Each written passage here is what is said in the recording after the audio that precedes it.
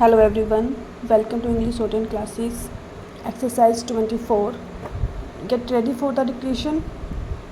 Start. Madam Deputy Chairman, I rise to support the bill which has been moved by the Honourable Minister of State in the Ministry of Home Affairs.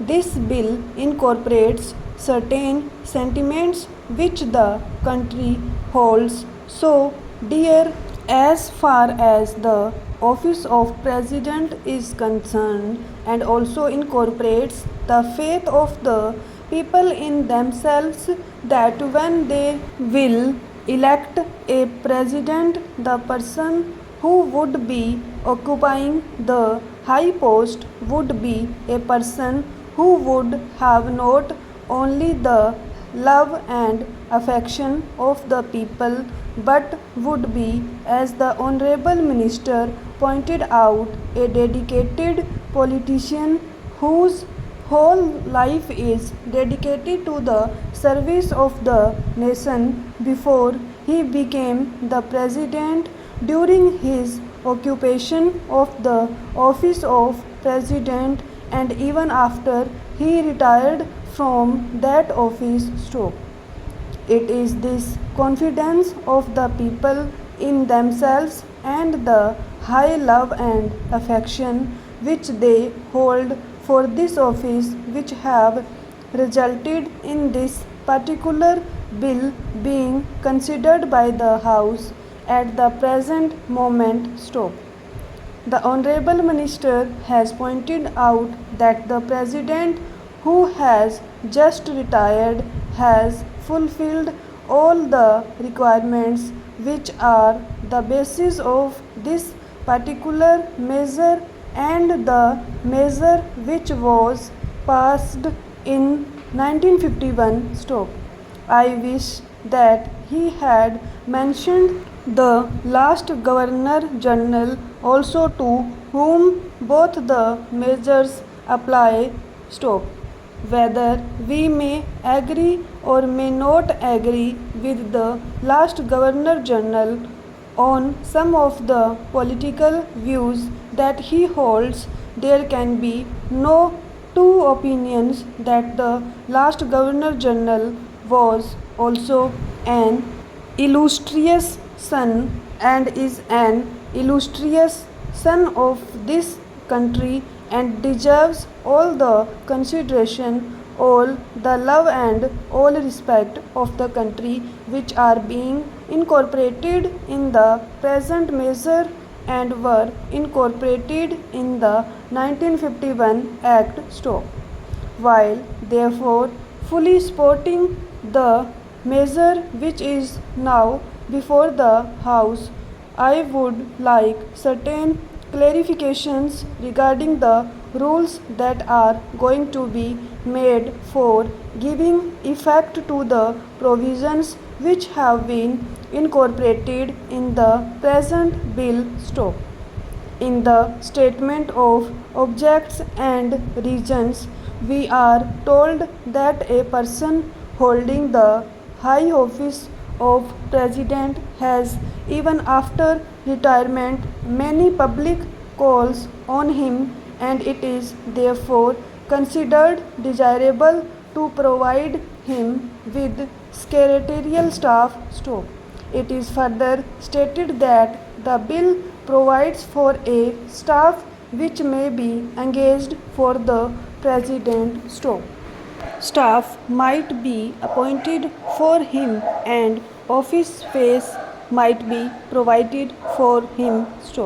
It is because of this that certain misgivings have arisen in the minds of some of the members, and they want it to be made perfectly clear that the staff will be appointed not only for the ex-president but will be appointed by the ex-president, and it will be his wishes and his desires that will be taken into account when a particular person is being appointed. Also, regarding the office which is engaged for him, his wishes should be taken into account so that he knows what would be a convenient place for him and he may try to get that place stop. Another reason for insisting on what I consider to be an important detail is that if the government appoints the staff for the ex-president, then automatically they become government servants because they have been appointed by the government. So, it may be that in the rules a clarification might be attempted whereby they may be exempted from some of the service conduct rules which are applicable to normal government servants. Stop. But even there, it will be much better that this should not be left in any doubt and that these persons that are appointed to assist the ex-president in his secretarial task are appointed by the ex-president himself. Stop. They would be the staff of the ex-president and would not be appointed by the government for the ex-president and would not be government servants. Stop. This point ought to be made quite clear so that the ex-president has got all the right of determining the service conditions of the people appointed by him, of course subject to the overall limit which has been provided and to my mind rightly provided in the bill. Stop.